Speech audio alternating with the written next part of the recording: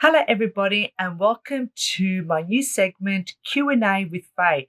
So each week, I get a lot of questions that are wedding related, and I've decided that I'm going to do a series of videos to help all the couples out there because all the questions are virtually very similar to one another. So hopefully that will help you also plan the perfect day. What we're also going to be doing is introducing industry people that are leaders in the industry that will also help you answer your questions. So we're talking from a dentist to makeup artists to tanning people to DJs, you name it, we will have it on our little Q&A with Faye. So in saying that, let's begin. So our first question is, hello, Wed Style. My partner and I got engaged over the holidays. Congratulations. And a lot of yous have. And we don't know where to begin. Help, Louise. So, Louise, what I will personally do is set a date and then set a budget and then set your theme. So those three are very, very important when you're planning any event is date, theme, and a budget. So that will kind of give you a head start exactly where you want to head. So that's what I would do as well. And what I'll also do is that I will go and source out some tools that will help you in the planning process. And yes, everybody knows that we've got the wedding planner, which is a digital one. And I just want to show you that you can work off your phone. So if you see, it's totally workable. So you can use this perfect little tool that I've created just for you girls and guys and beautiful couples. So definitely, budget, theme, and your date. That way you will know exactly where to go and to begin planning your wedding. Okay, question number 2. Hi, Wedstar. What budget do you recommend on small to medium weddings, Samantha? So, Samantha, on an average, the weddings across the board, if we do the currency changes, they average between 35 to 40,000. Now, I think that's a little bit too much, but it just depending again on your theme and how many people you're going to have.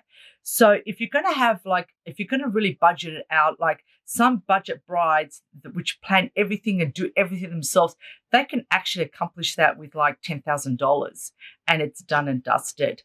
Others, for a medium, I reckon probably 10,000 and over, probably about 15. I wouldn't go more than 15 to 20,000 on a medium wedding. But again, it also depends on the amount of people. So just be very careful on who on your guest list, who you're inviting, their numbers, and also really research your suppliers. And really, like I said, if you want to keep costs down on a wedding, get 3 quotes for each supplier and then have a look at their Instagram, see their work with and their body of their portfolio as we want to put it, and then you can kind of make a decision. But I would say between 10 to 15 for a medium-ish, smallish wedding, and then you can sort of go higher on that. But again, it really depends on the theme because the theme kind of will drive it. So if you're going to have like a really casual wedding, backyard wedding, and you're just going to have a couple of food truck and then and everybody's just, dress the tables and make it really beautiful and just a few, beautiful lights and all that kind of stuff, small little marquee. You could get away with it for like, I reckon probably, depending on what people charge, but I reckon you can get away with about 10 to 15,000 on a really nice medium-sized wedding, and it's still going to be beautiful as well. So it really depends on, again, the theme. So, and the season, obviously. Okay, question number 3, save the date cards, yes or no? And what other options can we do if we don't want to print them? Well, obviously, if you don't want to print everything, you can just create it digitally. You can always get someone to create it for you. And there's a lot of websites out there that, and a lot of apps that can help you plan, like Canva, and you can create your own, designs, which is fantastic. If you don't want to print them out, then you can just send them through an email, or you can create a Facebook group. Like there's so many tools out there that you can actually create to send your save the date cards. But I say yes to a save the date cards because you're giving people notice that you're intending on getting married that day. So that way they can allocate that time for you and they can clear their schedule for your wedding. So definitely save the date cards. If you want to print them out, that's perfect. That's great. But if you don't, there are so many ways that digital can work. And I love digital. I think digital is the best way to go because you're saving on, cutting trees and, the environment. But again, it's all entirely up to you. But there are so many ways that you can actually send them, but definitely do save the date cards. Thanks. Courtney, thank you. Okay, number 4. Someone told my mum that I plan to get married in October 22. I'm late in the game if I haven't already picked a venue. Is this true? Alison. Actually, no, Alison, it isn't true. Number 1 is that if you don't have I would choose 3 dates that you're thinking of getting married. And I'm pretty sure that all those 3 dates are not going to be booked out in my experience. If you don't have the first one, usually the second date always gets booked. So don't stress. I've had brides that have planned their wedding within 6 months and they've found the venues, they've found the suppliers. There are so many people in the industry. It's not an issue. So please do not listen to anybody. You are not late in the game and you would definitely book a venue. Like I said, I've planned weddings that were really quick ones from 6 months onwards, but we recommend to start 18 to 12 months, and you'll see it on our checklist in our book, and we give you, the timeline there. But the timeline depends on your timeline. So if you want to plan a wedding within 12 months, then that's it. If you don't, 6 months, that's fine. It's still doable. So please don't listen to what people are saying. You're fine. Number 5, help. I need help in deciding a theme. Where do I start? This is a really good one. So go back to what you really loved when you were a child and you're sitting around looking at these weddings and thinking, oh, I might have a little bit of this and I wouldn't mind doing that. So the theme is really up to what you guys are all about. The wedding is not about, having a traditional wedding and following the norm. It's actually a celebration of your love. So if you and your partner love a particular thing, that's your theme. That's it. It's as simple as that. You don't have to be traditional. You don't have to go with the norm. You can choose whatever theme you want, but start with what interest and what you both want as your wedding. Because remember, a wedding is a celebration of your union, of you two getting married, and it's a big party, and that's what it's all about. So, Jamie, don't stress. The theme will come to you, and just really sit back and go on Pinterest.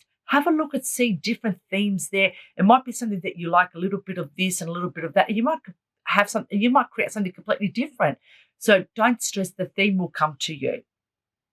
Number 6, wedding insurance. Is it worth it? Claire, I have written a blog about that. So everybody jump on the website and it's on the blog, in the blog section, and I've done all the research for you. So yes, I do. Because the reason why I'm saying that wedding insurance is worth it is because you just don't know what happens. And, especially with COVID hitting and everybody was getting their deposits back and this and the other, and it's just postponement here and you just don't know. Everything's really unsettled. I would definitely, even though you're not covered for COVID, but what I would do is definitely have a look at different insurances and see if it's really for you. So I really think it's a personal thing, but I totally do recommend it as a wedding planner, only because it will cover you. Say, for instance, if the supplier backs down in the last minute and you need to find someone else and you've given all this money, at least you can retrieve some of that back. That's how I see it. Otherwise, if you weren't insured, you'll just lose that money completely. But definitely, like I said, jump on the website, have a read of the blog and see where you go with it. Okay, and my final question, eloping, advantages and disadvantages. Okay, I love, you can really do a lot with having an eloping. So advantages is that it's less money, less stress. You just go there, it's just the two of you and that's it. The disadvantage is that you don't have your family around. And a wedding for me is a celebration with family. And, I'm very family orientated, which I'm pretty sure a lot of you are.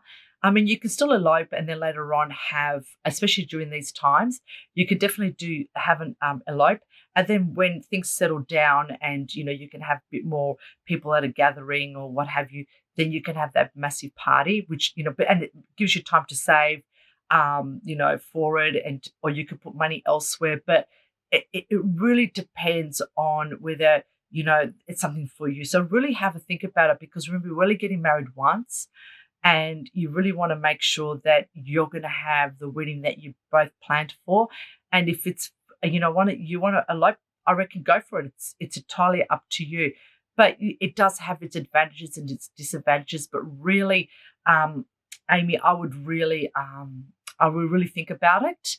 I me personally, I like the whole, ceremony, my family being around to me walking down the aisle, me feeling like I'm special, and really, I really want people to be part of that, me expressing my love to my partner. But like I said, it's entirely up to you. And if you're alive, you know what, you can have that party later as well. So to me, I'm in two minds. I support both.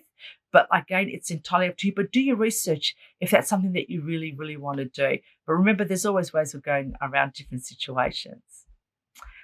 Okay, guys, and that is our first segment of Q&A with Faye.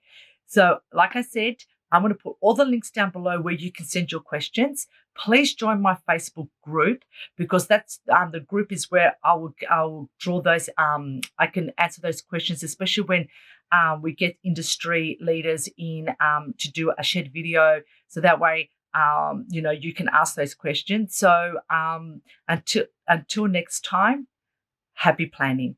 Thank you. Bye.